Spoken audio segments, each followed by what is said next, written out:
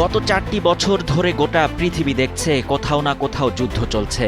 এমনও হয়েছে রাতে ঘুমাতে যাওয়ার আগে যুদ্ধ থেমে যাওয়ার খবরটা সকালে ঘুম ভাঙার আগেই পাল্টে গেছে। আবার যুদ্ধ শুরু। এভাবেই পৃথিবীর ৮০০ কোটি মানুষকে যুদ্ধ শব্দটা শুনতে শুনতে যুদ্ধ আলোচনায় বসবাস করতে হচ্ছে। বিশ্বকাপ ফুটবলেও যুদ্ধ ঢুকে গেছে। এই আসরে যুদ্ধ আলোচনায় ঢুকে গেছে যুক্তরাষ্ট্র, ইরান। যোগ্যতার বাছাই ইরান বিশ্বকাপে খেলবে, আয়োজক হিসেবে যুক্তরাষ্ট্র খেলছে ভিন্ন গ্রুপে। এই দুই দেশের মুখোমুখি হওয়ার সুযোগ কম। তারপরও দুই দেশের রাষ্ট্রীয় নেতাদের মধ্যে কথার পাল্টা কথা থেমে না থাকলেও কান দেয়ারও সময় নেই ফুটবলের। সবাই ফুটবলের বিশ্বযুদ্ধে চোখ রাখছেন। তাদের কাছে এটাই আসল যুদ্ধ, এখন সবার মগজে বিশ্বকাপ। যুক্তরাষ্ট্র, কানাডা, মেক্সিকো আয়োজন করছে বিশ্বকাপ ফুটবলের ২৩তম আসর। ইতিহাসের সবচেয়ে বড় বিশ্বকাপ ফুটবল। এবারে প্রথম ৪৮ দেশ নিয়ে ৩ দেশে অনুষ্ঠিত হবে বিশ্বকাপ। আজ মেক্সিকো শহরে আনুষ্ঠানিক উদ্বোধন। এখানেই রাত ১টায় উদ্বোধনী ম্যাচে মুখোমুখি হবে স্বাগতিক মেক্সিকো এবং দক্ষিণ আফ্রিকা। এর আগে ৯০ মিনিটের একটি উদ্বোধনী অনুষ্ঠান রয়েছে। মেক্সিকো তাদের ঐতিহ্য তুলে ধরবে, তবে এই শহরে এখন আন্দোলন চলছে। বিশ্বকাপ ঘিরে নানা সংগঠন আন্দোলনে নেমে বলছে তারা ফুটবল মাঠে গড়াতে দেবে না যদি দাবি পূরণ না হয়।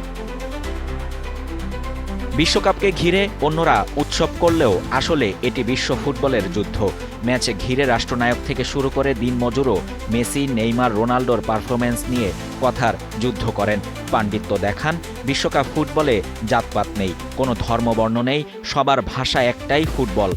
নানান প্রান্তের মানুষ এক জায়গায় আসেন, নানান দেশের ফুটবলাররা এক মঞ্চে লড়াই করতে আসেন, কিন্তু তাদের মধ্যে থাকে না কোনো ভেদাভেদ।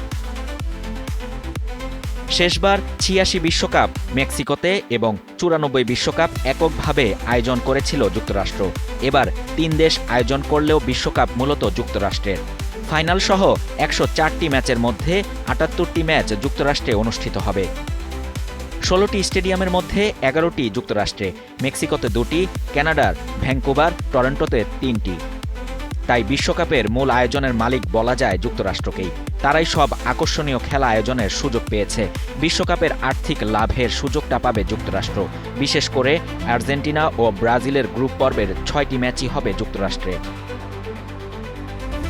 এদিকে সবার নজর থাকবে মেসি, রোনাল্ডো এবং নেইমারের দিকে।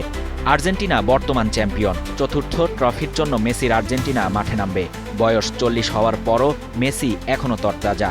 তবে বিশ্বকাপের লড়াইয়ে তারুণ্যের কাছে যতটা না টিকবেন, তার চেয়ে বেশি টিকবেন তার মেধার লড়াইয়ে। কিভাবে বিশ্বকাপের ম্যাচ জিততে হয় সেই মন্ত্র জানা আছে ফুটবলের জাদুকর মেসির।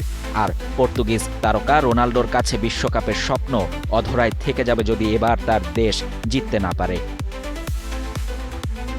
ব্রাজিলিয়ান তারকা নেইমার মাঠের চেয়ে মাঠের বাইরের আলোচনায় বেশি।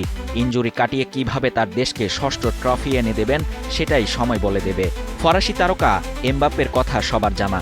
গত বিশ্বকাপের ফাইনালে ২-০তে পিছিয়ে ছিল আর্জেন্টিনার বিপক্ষে। সেই ম্যাচে হ্যাটট্রিক করেছিলেন এমবাপ্পে। চিতাবাঘের মতো ক্ষিপ্র গতির এমবাপ্পে আরেকবার ছো মারতে প্রস্তুত। মেসি, রোনাল্ডোর মতো তারকা বিশ্বকাপ মঞ্চ ছেড়ে দিলে নতুন কোনো তারকা সেই জায়গায় আসন নিতে পারবেন কিনা সেটা বলা কঠিন।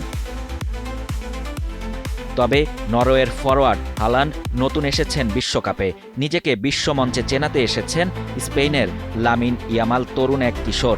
বিশ্বকাপের মতো বড় মঞ্চে কতটা সফল হন সেটা দেখার অপেক্ষা করতে হবে। অনেক ঘটনার সাক্ষী হবে এবারের বিশ্বকাপ। শাহরিয়ার শাফাত, বাংলা নিউজ 24।